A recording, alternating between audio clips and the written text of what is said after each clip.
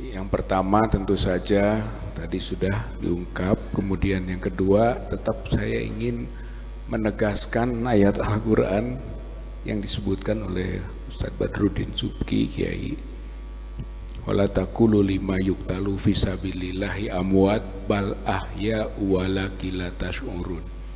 Bal ahya ini adalah bahwa para syuhada insya Allah sudah nyaman hidup, bahkan insya Allah surga adalah jaminannya. Persoalannya kita sekarang adalah bagaimana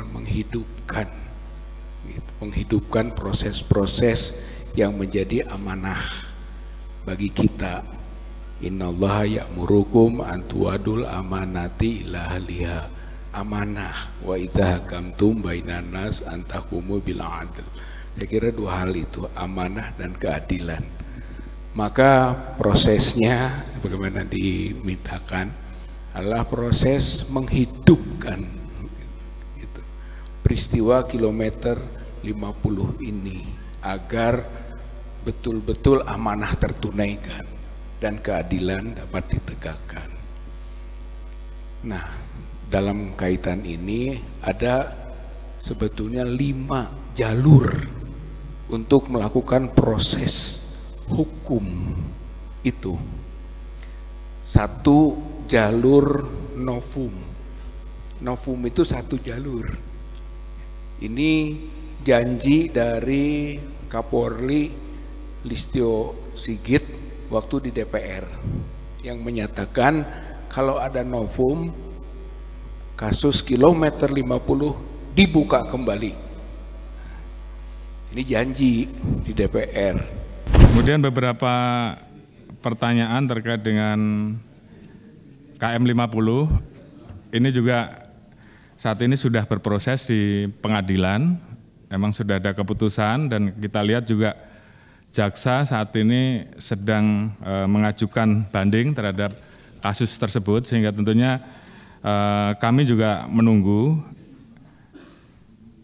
Namun demikian apabila ada novum baru tentunya kami juga akan memproses. Namun tentunya kami akan terus mengikuti perkembangan penanganan kasus yang ada karena saat ini akan masuk kepada tahapan kasasi. Jadi kami menunggu itu.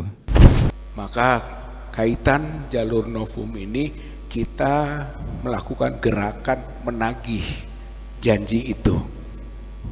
Kenapa? Novum sudah ada sekurang-kurangnya 3.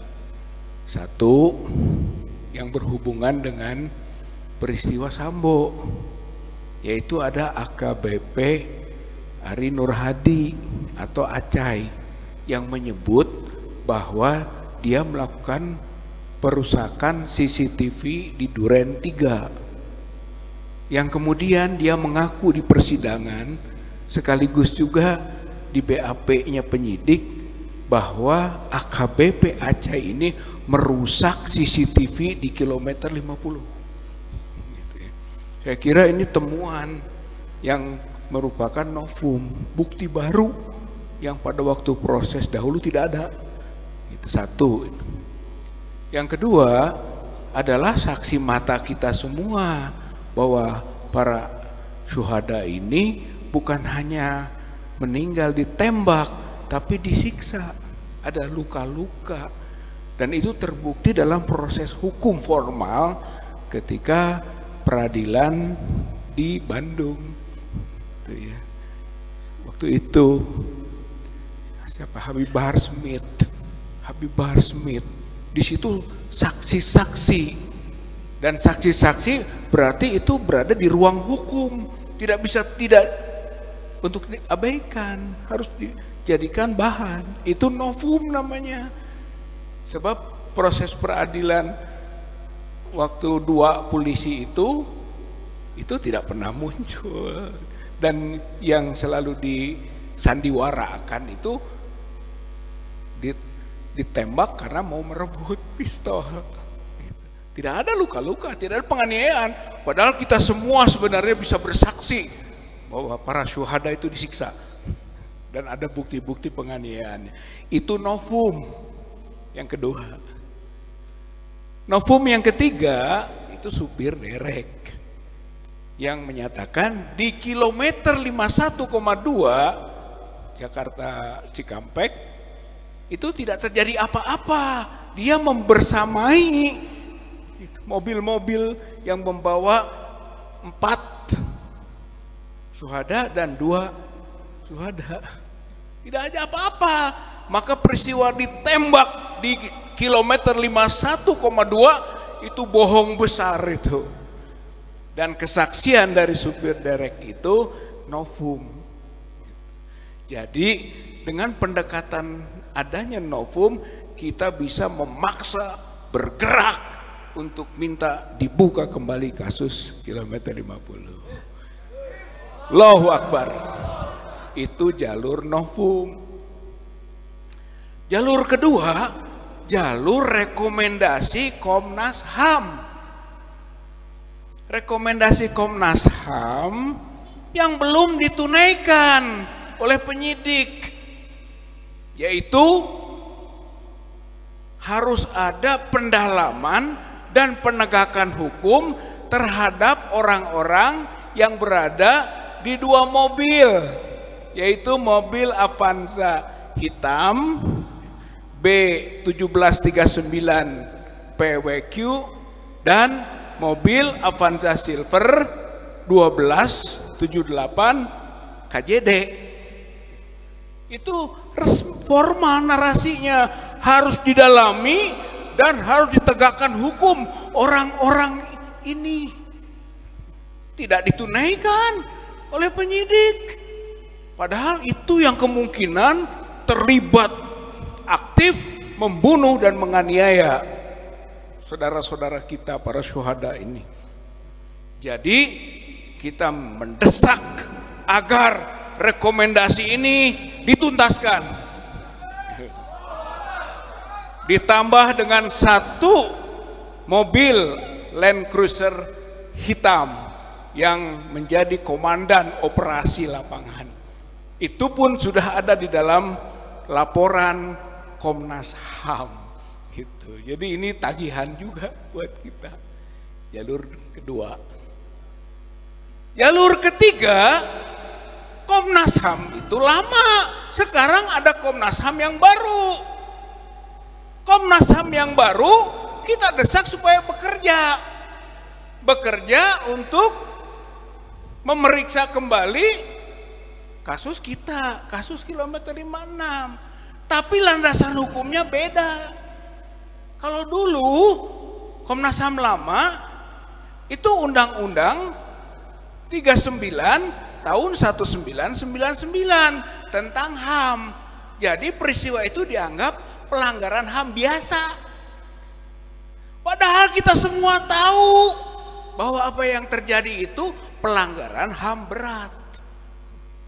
Dan kita sudah punya TP3 kan begitu, buku putih pelanggaran HAM berat lengkap itu. Bahkan mulai dari peristiwa 5 Desember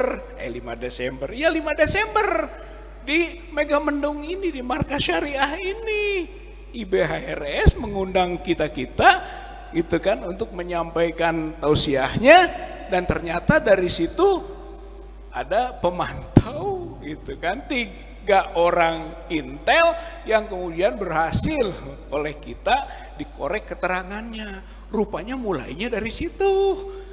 5, 6, 7 peristiwanya.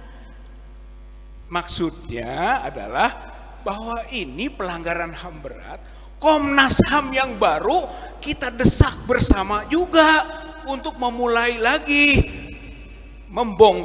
membuka kasus kilometer 56 dengan dasar hukum Undang-Undang 26 tahun 2000 tentang pengadilan HAM, yaitu basisnya ini adalah pelanggaran HAM berat. Dulu pelanggaran HAM biasa. Ini ada sesuatu yang baru yang bisa kita lakukan sekarang. Desak Komnas HAM baru untuk melakukan kerjanya berdasarkan Undang-Undang 26 tahun 2000. Dan di situ akan lebih cepat. Komnas HAM bersama masyarakat. Ada itu di dalam undang-undangnya. Komnas HAM bersama masyarakat yang mewakilinya itu menjadi penyidik. Ini bedanya, penyidik. Jadi langsung ke jaksa agung. Hubungannya penyidik dengan jaksa agung adalah Komnas HAM sebagai penyidik dan warga masyarakat, mungkin diantara kita bisa nanti menjadi perwakilannya, ikut dalam menyelidiki, menyidik peristiwa ini. Ini bedanya. Kalau dulu yang menyidik hanya polisi dan bersandiwara tentang tersangka polisinya. Itu dulu. Sekarang kita desak, di mana nanti kita bisa terlibat gitu kan, bersama Komnas HAM tersebut. Itu jalur Komnas HAM baru.